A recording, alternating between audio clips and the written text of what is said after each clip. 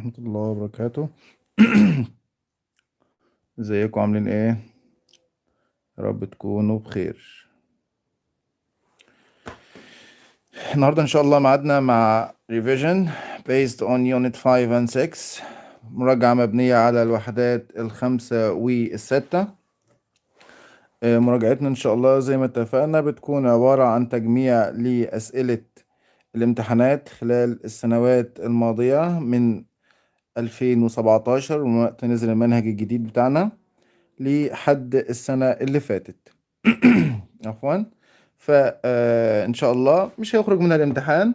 احنا عملنا مراجعة ليونت 1 و 2، كانت كل واحدة لوحديها، 1 لوحديها و 2 لوحديها، وكانت 3 و 4 مع بعض، والنهاردة معادنا مع 5 و 6 مع بعض. وإن شاء الله المرة الجاية هيكون 7 أو 7 و 8، وبعد كده 9. بعد كده ندخل على القصة ونشوف ايه أسئلة الديالوج. هنبدأ مع بعض طبعا زي ما تعودنا بسؤال السيتويشن. سؤال السيتويشن أو المواقف في الوحدة بتاعتنا هنا. طمنوني الأول، الصوت والصورة تمام ولا فيهم مشكلة؟ لو حد شايف إن الصوت أو الصورة فيهم مشكلة يبلغني. لو حد عنده مشكلة في الصورة يرفع ريزوليوشن أو يرفع الجودة بتاعة الصورة علشان يشوف الكتابة كويس. تمام. هنبدأ مع بعض ب situation number 1. You tell a friend what you could do when you were young. السيتويشن اللي بيتحدث عن المواقف او بيتحدث عن الابيليتي، بيتحدث عن الابيليتي زي السيتويشن اللي معانا دلوقتي دي عن القدرة. ان انت هتعبر express your ability، هتعبر عن قدرتك عن فعل شيء ما in the past في الماضي، وكان بيتكلم عن could، استخدامات could واستخدامات was able to او were able to. okay، was able to او were able to. طيب number 1، you tell a friend what you could do when you were young. هتقول فعله عندما كنت صغيرا. طبعا هنقول ايه؟ هنقول when I was young. هنا هتغير لان انت هنا قال لك you، لما تيجي تتكلم هتتكلم عن نفسك، هتقول when I was young I could speak English مثلا. when I was young I could speak English، او ممكن تقول I could speak English when I was young. هي number 2، you talk about the things you couldn't do at the age of 10. هتتحدث عن الأشياء، خد بالك you couldn't do التي لم تكن تستطيع فعلها at the age the age هنا مش هي age سوري at the age of 10 في عمر العاشرة. هتقول ايه؟ هتقول I couldn't مثلا I couldn't write، أنا لم أكن أستطع الكتابة when I was 10 أو at the age of 10. I couldn't write أو I couldn't read when I was 10. Number 3، a friend tells you that he or she got a medal at the age of 6. صديقك أخبرك إنه هو حصل على ميدالية لما كان عمره 6 سنين. هتقول له إيه؟ congratulations، تهانينا ليك. Number 4، a friend wants to know what you like in addition. هنا في to، سوري، في بعد in addition مفترض إن في to. in addition to reading يبقى تقول إيه؟ صديقك عايز يعرف انت بتقدر تعمل ايه بالاضافة الى القراءة. يبقى انت هتعمل جملتين، الجملتين دول هتربط ما بينهم بايه؟ in addition to. ممكن تقول ايه؟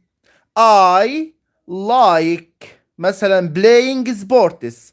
I like playing sports in addition to reading.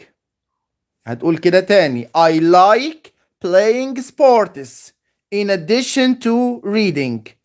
I like playing sports in addition to reading. Number 5، you ask your friend about the hobbies he was able to do when he was young. When he was young. انت هتسأل صديقك عن الهوايات اللي هو كان قادر على فعلها لما كان عمره أو لما كان صغير. هتقول له إيه؟ سؤال في زمن الماضي عن الابيليتي، عن القدرة. هتقول له إيه؟ What could you do when you was young. وممكن أقول له إيه كمان؟ What were you able to do when you were young. What were you able to do when you were young. ماذا كنت قادر على أن تفعل لما كنت صغير. Number 6. You tell your friend that you play video games and you listen to music as well. هتخبر صديقك ان انت بتلعب العاب الفيديو بالاضافة او انت بتستمع للموسيقى تاني. يعني تربط ما بين حدثين. هتربط ما بين حدثين بايه؟ خدنا in addition وخدنا in addition to وخدنا furthermore. تمام؟ ممكن اقول ايه؟ اسهل واحدة فيهم طبعا in addition to. هقول ايه؟ I play video games in addition to listening to music. I play video games in addition to listening to music. أو I play video games furthermore I listen to music. Okay? بعد كده ندخل على سؤال choose a correct answer. نختار الإجابة الصحيحة. First Rania got a or an in medicine. حصلت على ايه في الطب. medicine هنا ما معناهاش الدواء او العلاج، معناها الطب. Then she got a job in the hospital. يبقى منى حصلت على ايه في الطب؟ plan ولا trophy ولا award ولا degree؟ طبعا degree اللي هي درجة علمية. طبعا هنا معلش اللي كاتب الحروف كابيتال، المفترض تبقى الحرف small. degree.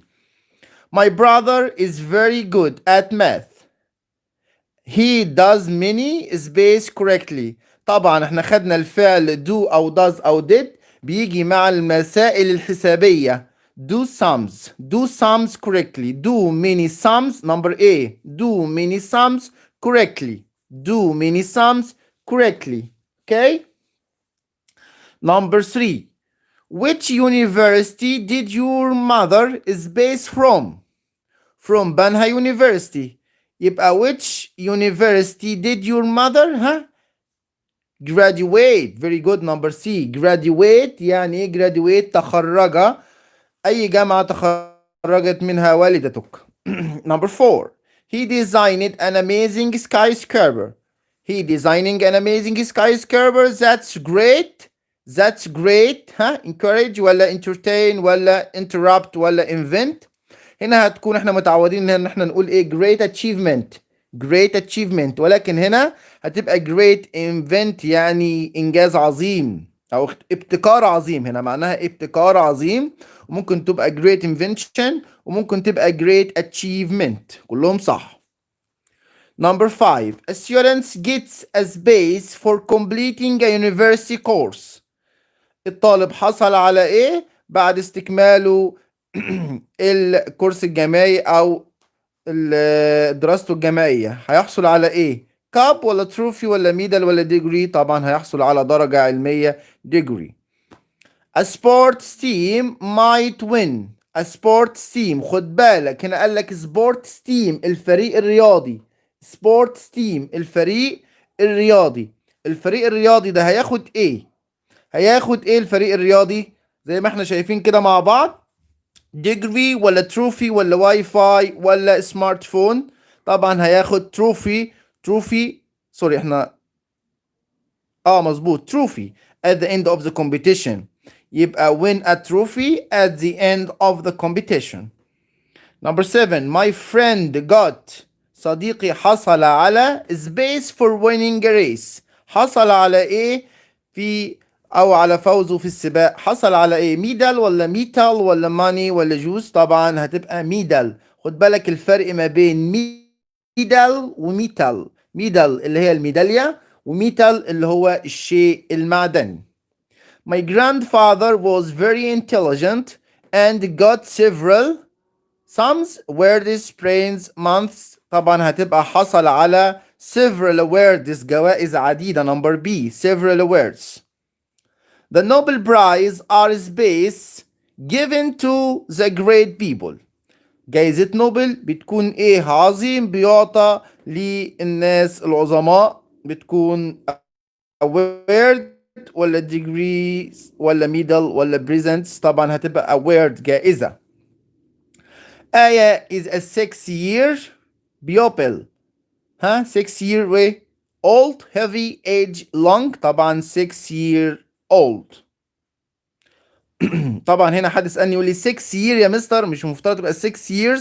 طبعا اقول لك ان انا عندي هنا الداش اللي موجوده ما بين 6 وما بين year بتخلي كلمه year هنا adjective، فما بيضاف لهاش اي اضافات. يبقى 6 year هنا عباره عن adjective، عن صفه، علشان كده ما بتاخدش اس او الصفه ما بتتجمعش. Number 11. An athlete gets a space. An athlete gets a space for winning a race. لاعب ألعاب القوى إيه من أجل فوزه بالسباق؟ ميدال or metal money degree. طبعا هيحصل على ميدال اللي هي الميدالية. Students على number آية is a 6-year old مش age يا يمنى. old مش age. An athlete gets خلاص قلناها. Number 12. Students gets A for good results. حصل على ايه من اجل النتائج الجيدة؟ هنقول حصل على ايه؟ حصل على award ولا medal ولا money ولا ticket؟ طبعا حصل على award. The scientist won a space for discovering a new medicine. حصل على ايه العالم من اجل اكتشافه لدواء جديد؟ award ولا trophy ولا degree ولا present؟ حصل على award برضو. The basketball team فريق كرة السلة won a gold. حصل على gold ايه for winning the competition؟ gold trophy. حصل على كأس ذهبي gold trophy. How quickly can you work out the answers to this math? How quickly كم سرعتك أو يعني كم السرعة اللي أنت تستطيع بيها إن أنت تحل أو تعطي الإجابات للماث. ماث إيه؟ قلنا اسمها math sums اللي هي المسائل الحسابية. A space is someone who is very intelligent. مين هو اللي very intelligent؟ الجينيوس ولا التيم ولا stupid ولا الجراديويت؟ طبعا الجينيوس هو شخص، أو الشخص العبقري هو شخص ذكي جدا. A player showed amazing. اللاعب ورانا amazing ايه during the football match؟ skills ولا skills ولا programs ولا sums؟ طبعا number B skills. amazing skills اللي هي مهارات مدهشة. My brother is going to study computer space at university. computer ايه؟ very good. computer programming اللي هي برمجة الحاسب الآلي أو برمجة الكمبيوتر. My brother couldn't space the math exercise yesterday. couldn't ايه؟ math exercise couldn't solve. ممكن هنا تنفع معاها do، ولكن هناخد solve يحل، لأن لو كان لي قال لي math sums كنا ممكن نقول do. There are a lot of TV that will show the final match on air. قنوات تلفزيونية ايه هتعرض المباراة النهائية على الهواء أو مباشرة؟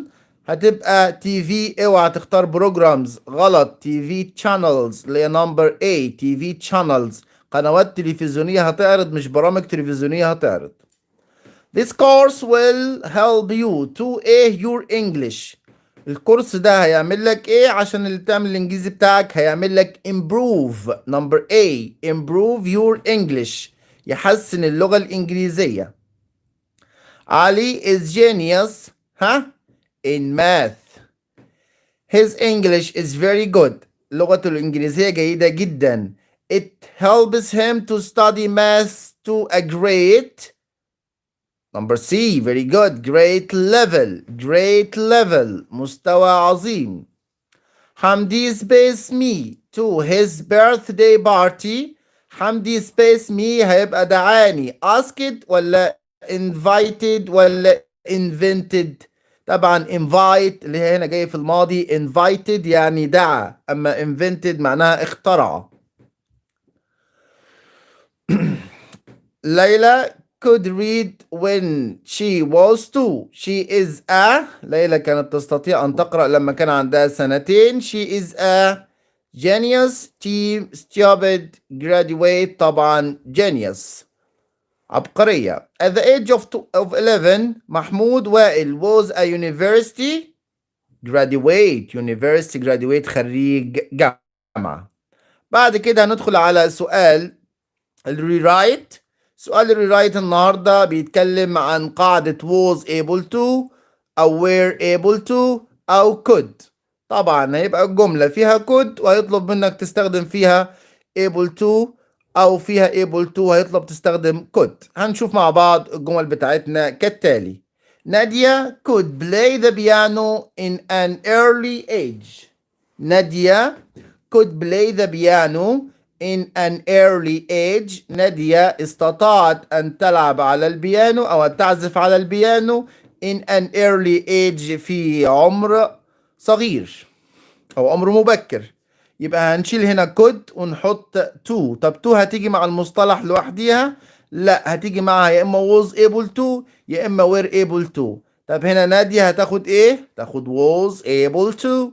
يبقى نادية was able to play the piano in an early age. عملنا ايه يا مستر؟ شلنا كلمة could اللي بعد نادية وحطينا مكانها was able to. منى wasn't able to finish the project yesterday. منى لم تستطع أو لم تكن قادرة على إنهاء المشروع yesterday امبارح. هنشيل wasn't able to ونحط مكانها could، ولكن could هنا هتنفيها عشان هنا wasn't منفية. يبقى نقول ايه؟ منى couldn't finish the project yesterday. منى couldn't finish the project yesterday. محمود وائل could give all the answers to the sums. محمود وائل كان قادرا على إعطاء كل الإجابات صحيحة للمسائل الحسابية. هنشيل could ونحط مكانها able. able هنا هتيجي لوحديها؟ لا يا مستر، هتيجي معاها was أو were ويجي بعد منها to. يبقى نقول محمود وائل. محمود وائل ده single اسمه مفرد يبقى ياخد was. محمود وائل was able to give all the answers to the sums. محمود وائل was able to give all the answers to the sum. Could you find the lost bag? Could you find the lost bag؟ كده هنشيل could ونحط where. يبقى نقول ايه او بنسأل بوير. المصطلح عندي او الجملة هتبقى كده you were able to. طب لما نيجي نعملها سؤال هتبقى were you able to find the lost bag. Were you able to find the lost bag? Ahmed spoke 2 languages when he was 12. أحمد spoke. أحمد تحدث لغتين عندما كان عمره 12 سنة. هنقول أحمد was able to spoke تتحول لسبيك عشان بعد able to بيجي الانفينيتيف. يبقى أحمد was able to speak 2 languages when he was 12. He couldn't use the new mobile. He couldn't use the new mobile. عايز استخدم able. able هتيجي لوحدها؟ لا طبعا، يجي قبل منها was يا were ويجي بعد منها to. يبقى نقول he wasn't able to use the new mobile. He wasn't able to use the new mobile. شوف السؤال اللي بعد كده. Ahmed couldn't get the full marks. Ahmed couldn't get the full marks. يبقى نقول Ahmed wasn't able to get the full marks. Heba could speak 2 languages. Heba could speak 2 languages when she was 10. هنحط able. هنقول Heba was able to speak 2 languages when she was 10. Noah wasn't able to leave early last Monday. يبقى Noah couldn't leave early last Monday. هنشيل wasn't able to ونحط مكانها couldn't. يبقى Noah couldn't leave early last Monday. She wasn't able to do her homework yesterday. She wasn't able to do her homework yesterday. هي لم تكن قادرة على عمل الواجب بتاعها yesterday. yesterday يعني امتى؟ امبارح. يبقى نقول ايه؟ She couldn't do her homework yesterday. She couldn't do her homework yesterday. Samir could solve the problem before his friends. Samir could solve the problems. سمير كان قادرا على حل المشكلة قبل أصدقائه. يبقى نقول إيه؟ سمير سمير إيه؟ was able to. هنشيل could ونحط مكانها was able to. Samir was able to solve the problem before his friends. Hassan is interested in reading. Hassan is interested in reading. حسان مهتم بالقراءة.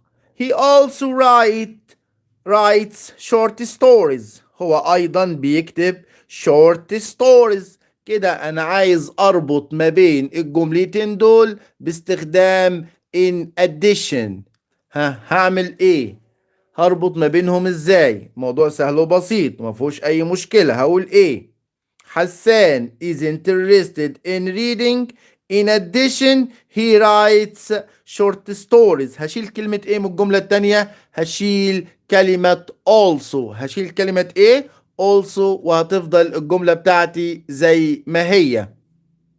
Okay. Soha helped her mother. She did her homework. Soha helped her mother. She did her homework. ساعدت مامتها وعملت الواجب. كده أنا عايز أربط ما بين الجملتين دول باستخدام in addition to. طبعا مع in addition to اللي بيحصل إن الجملة الأولى بنخليها زي ما هي والجملة التانية بنشيل السبجكت بتاعها أو الفاعل بتاعها والفعل بنضيف له ing. اوكي يبقى هنقول إيه؟ Soha helped her mother. In addition to هنحول did للبريزنت اللي هو do ونضيف لها ing عشان كان عندنا طلبة بيقولوا doesn't و didn't وكلام من ده. ولكن هنا لازم الفعل يرجع لأصله الانفينيتيف وبعد كده نضيف له ing يبقى in addition to doing her homework. عمر revises the lessons. عمر راجع الحصص أو الدروس. Furthermore علاوة على ذلك he does his homework. يبقى عمر revises the lessons. عمر راجع الدروس in addition to هنقول doesn't. اوعى تغلط الغلطة دي زي شهد. لا هتقول in addition to doing his homework. In addition to doing his homework. بعد كده I could play tennis when I was 8. I could play tennis when I was 8. أنا كنت أستطيع أن أنا ألعب التنس لما كان عندي 8 سنين. I also use the internet. أنا كنت أيضا بستخدم الإنترنت. يبقى هتقول إيه؟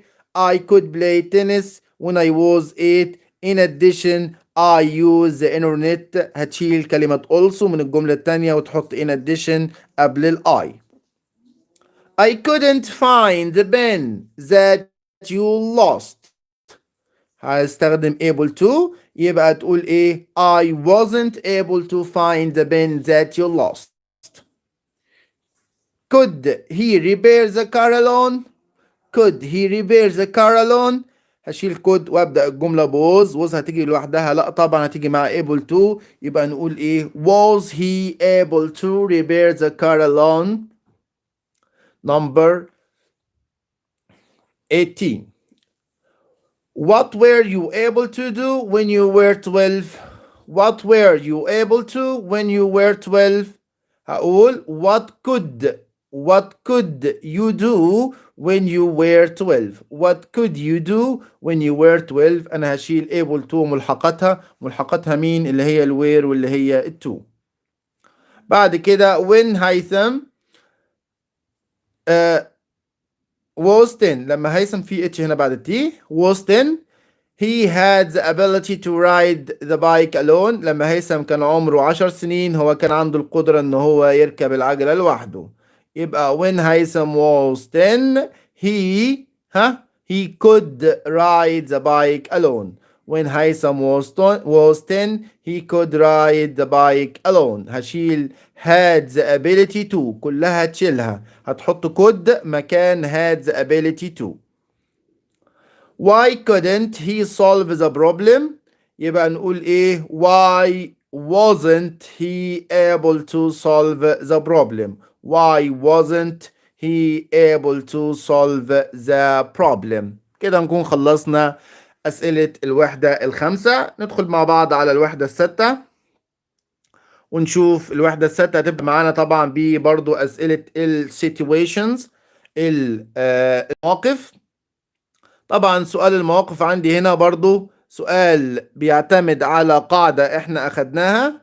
طبعا قاعدة ايه هنا؟ قاعدة it's important to و it's necessary to we don't forget. It's important to و it's necessary to we كمان don't forget. You're emphasizing that importance of remembering friends' birthdays. تؤكد على أهمية تذكر أعياد ميلاد الأصدقاء. يبقى هتقول إيه؟ هتقول it's important to remember friends' birthdays. It's important to remember friends' birthdays. من المهم ان انت تتذكر اعياد ميلاد اصدقائك. Remind your brother to do his homework. ذكر اخوك ان هو يعمل الواجب بتاعه. هقول له don't forget to do your homework. Don't forget to do your homework. You want to remind your father to buy you a new mobile او a mobile. انت عايز تذكر باباك ان هو يشتري لك موبايل جديد. هتقول له don't forget to buy a new mobile for me. Don't forget to buy a new mobile for me. لا تنسى أن تشتري هاتف محمول ليا. You ask a friend to name 2 Egyptians who won the Nobel Prize. تطلب من صديقك إن هو يذكر لك اسمين من المصريين اللي فازوا بجائزة نوبلز. Can you tell me 2 names أو 2 Egyptian peoples who won Nobel Prize؟ ممكن تخبرني باسمين لشخصين فازوا بجائزة نوبل. You are in a busy street with your younger brother. انت في شارع مزدحم مع اصدقائك او مع اخوك صغير. You advise him not to walk too close to the road. عايز تقول له انه ما يمشيش قريب من الطريق يبقى تقول له you shouldn't walk too close to the road. A friend asks you for the best way to revise before the test. صديق بيسألك عن أفضل طريقة للمراجعة قبل الامتحان. ممكن أقول له you should have a timetable. يجب أن يكون عندك timetable وقت أو جدول للمذاكرة. ممكن أقول له you should have a plan. يجب أن أنت يكون عندك plan خطة. Your brother will go on a picnic. Remind him to pack his bag. اخوك رايح في نزهة ذكره ان هو يحزم حقائبه. هقول له don't forget to pack your bag. Your classmate doesn't correct his mistakes. Emphasizing that point. أكد على النقطة دي. أكد على النقطة لزميل الفصل بتاعك هنا your classmate. أكد على نقطة إن هو يجب إن هو يصحح أخطائه. أقول له إيه؟ It's important to correct your mistakes. It's important to correct your mistakes. Remind your father to buy you a present on your birthday. عايزك تبقى بارد كده وتذكر باباك ان هو يشتري لك هدية في عيد ميلادك، زي في بعض الناس بتعمل كده. هتقول له ايه؟ Don't forget to buy a present for me on my birthday. ما تنساش تشتري لي هدية في عيد ميلادي. بعد كده سؤال التشوز. use the space cleaner. اسمها ايه cleaner؟ اسمها ايه cleaner؟ خدناها vacuum cleaner. very good. use the space mower. اسمها ايه mower؟ lawn mower to cut the grass اللي هي آلة قص العشب. Space means to do something that interests people. حاجة انت معناها ان انت تمتع الناس او تسلي الناس، اللي هي entertain. number C entertain. number 4 there are 8 space that go around the sun. في 8 ايه بيروحوا او بيلفوا حوالين الشمس. 8 planets اللي هي number D planets. خد بالك الاولى planets اللي هي نباتات، اما number D planets اللي هي الكواكب. number 5 a space is a machine to cut the grass. آلة لقص العشب in gardens في الحدائق and parks والمنتزهات. قلنا اللي هي lawn mower number B. number 6 that girl has a very loud. البنت دي عندها very loud ايه؟ I can hear her from across the road. بسمعها من بره الشارع ومن عبر الشارع. صوتها عالي.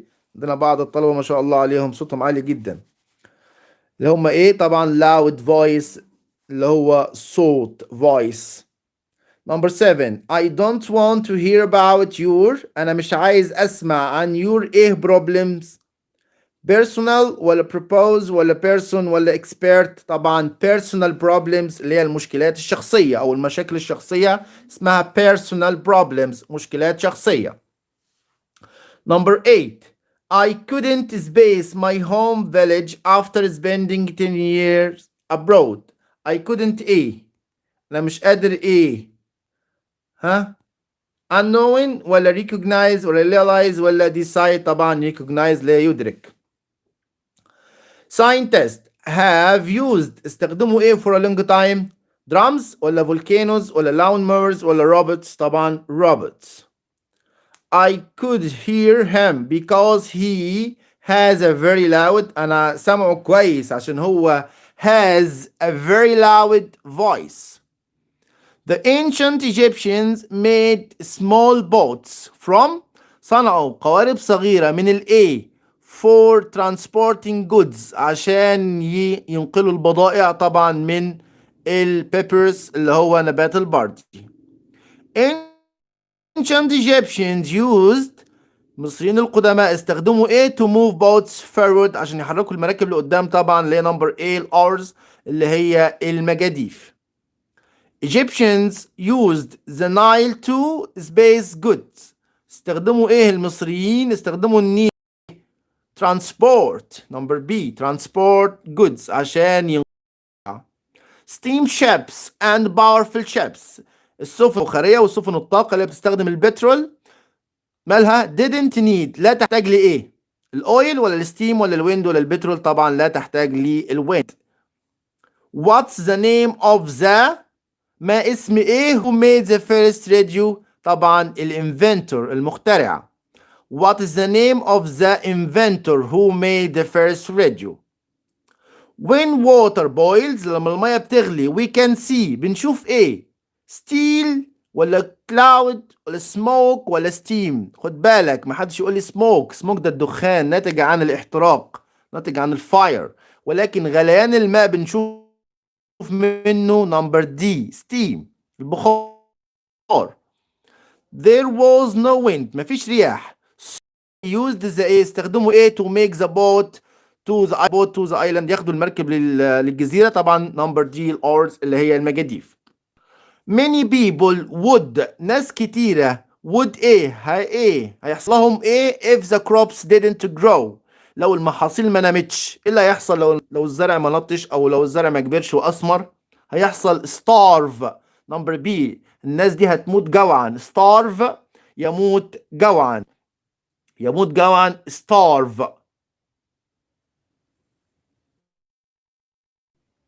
الصوت قطع. حاضر. روبوتات أخرى are sent into أرسلوا داخل الإيه؟ طبعا الفولكانوز، داخل البراكين. دكتور مشرفة was an إيه in math، كان إيه في الماث؟ experience ولا experiment ولا expert ولا export؟ طبعا كان expert. نمبر سي خبير. personal robots are space، الروبوتات الشخصية are space مالها؟ are to help people with jobs at home are مالها؟ designed صممت. are designed صممت. the space got into the boat and used or strongly، قفز في المركب واستخدم المجاديف بقوة. طبعا السيلور. نمبر سي البحار. The film was A I really enjoyed it much. الفيلم كان ايه؟ انا استمتعت بيه كتير. طبعا كان fantastic. نمبر سي fantastic رائع. 24 people space the sail in order to move boats faster. people invented اخترعوا. طبعا sail هنا معناها المركب الشراعي او المراكب اللي بتمشي بطاقة الهواء او الرياح. invented. number 25 robots can space you to send emails. الروبوتات كان ايه يو؟ خد بالك هنا في بعض السبيس يو، يبقى كان remind you بيذكرك. خد بالك لان remind كده معناها شخص ما يذكر شخص اخر، عشان كده هتلاقي بعد منها object. اما remember ما بيجيش بعد منها object. تقول I remember to send the email، انا تذكرت ان ارسل الايميل. اما لو هستخدم remind هتقول my father ابي reminds me to send the email، يبقى بعد remind لازم يجي object، اما بعد remember ما بيجيش object. in the 20th space oil was used to take powerful ships around the world. 20th طبعا century في القرن العشرين.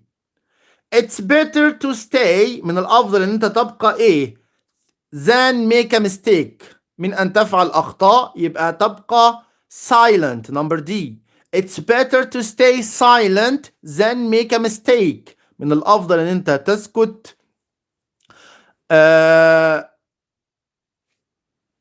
علشان ما تعملش اخطاء. engineers have invented robots that aid you when you speak.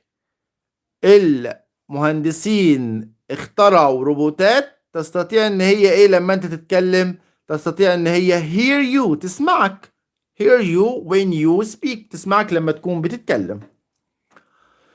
number 29 we will visit space museum next week. خد بالك اسمه الساينس ميوزيوم، محدش يقول لك scientific، اسمه ساينس ميوزيوم. scientific بتيجي مع كلمة واحدة بس خدناها اسمها scientific research البحث العلمي.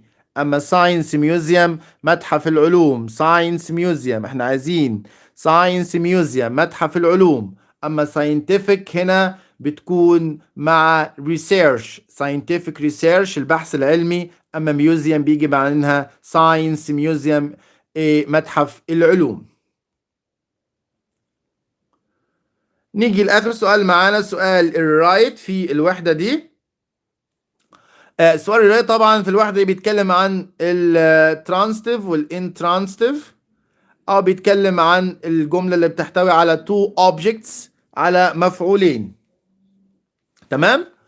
اول جمله عندي my father bought me a smartphone. my father bought me a smartphone. ابي اشترى لي هاتف ذكي. عايز احط for me، اللي هعمله كله ايه؟ ان انا هجيب سمارت فون مكان me وهجيب me مكان سمارت فون واحط في وسطهم for، يبقى my father bought a smartphone for me. number 2 grandmother baked him a cake. grandmother baked him a cake. نبدأ grandmother baked، بعد كده هجيب كلمة a cake في الأول. baked a cake for him. for him. Ahmed gave me a present.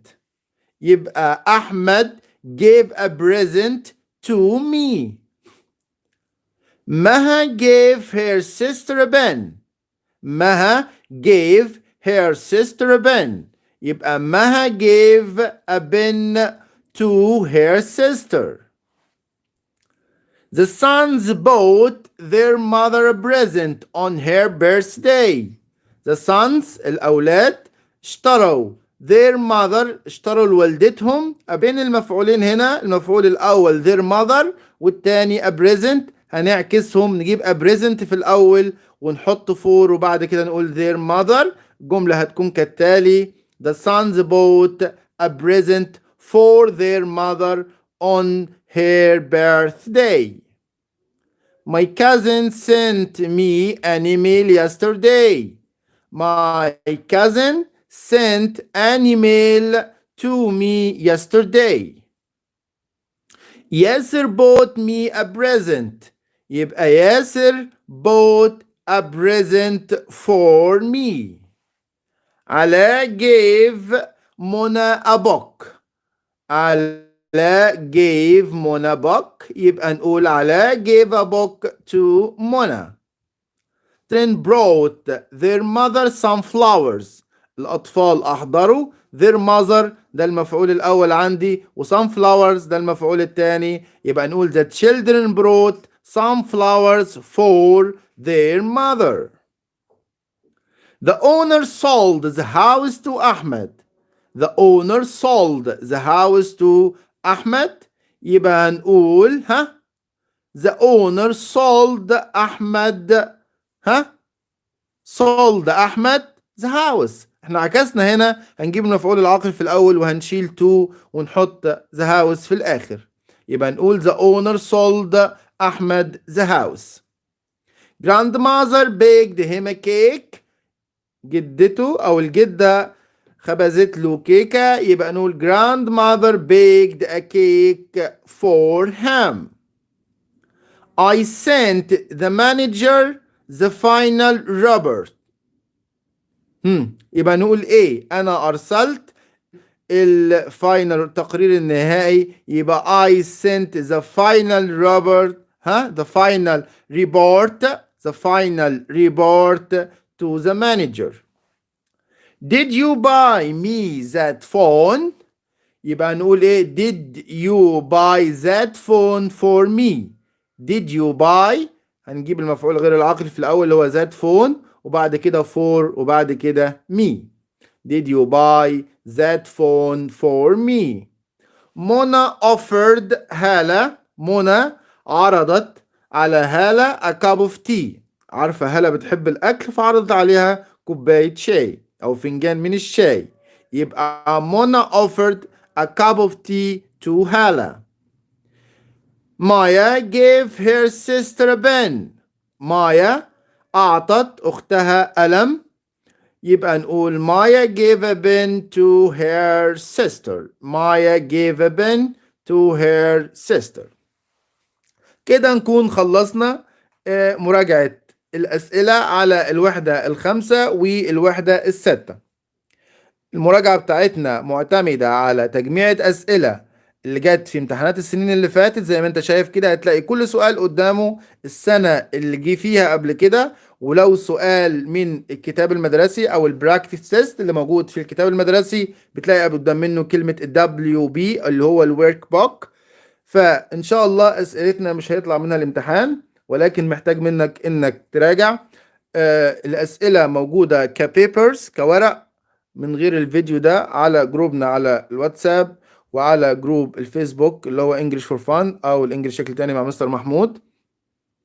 ان شاء الله اللي محتاج اي حاجه يسيبها في الكومنتس. ان شاء الله مراجعتنا المره الجايه هتكون للدرس الدرس او الوحده سوري يونتس 7